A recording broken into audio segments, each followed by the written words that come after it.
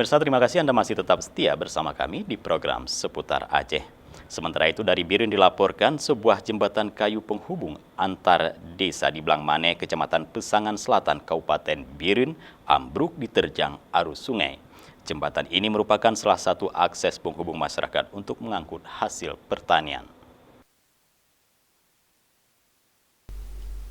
Jembatan penghubung antar desa yang aktif digunakan masyarakat untuk mengangkut hasil pertanian dari beberapa desa yang berada di Desa Blangmane, Kecamatan Pesangan Selatan, Kabupaten Birin, rusak total akibat diterjang arus deras sungai pada malam hari.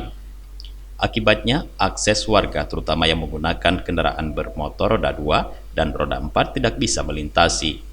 Warga terpaksa berjalan kaki untuk melintasi jembatan tersebut dan bahkan sejumlah warga terpaksa mengangkut dengan memikul hasil pertanian di kebun mereka untuk dibawa ke kota kecamatan setempat.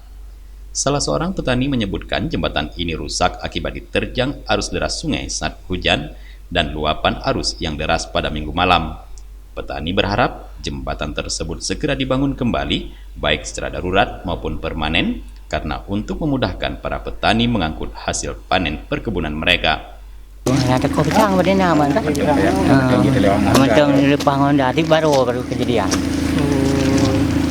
Hai, begitu yang berharapan tu boleh jabatannya benar. Be lagi yang kan? Susah untuk mengangkut petani ya. Sebab luah kebun-kebun orang bilang kata ya.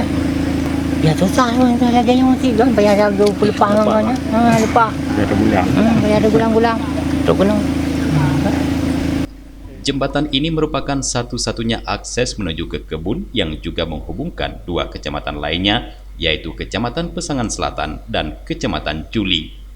Dari Birin, Tim Liputan Aceh TV melaporkan.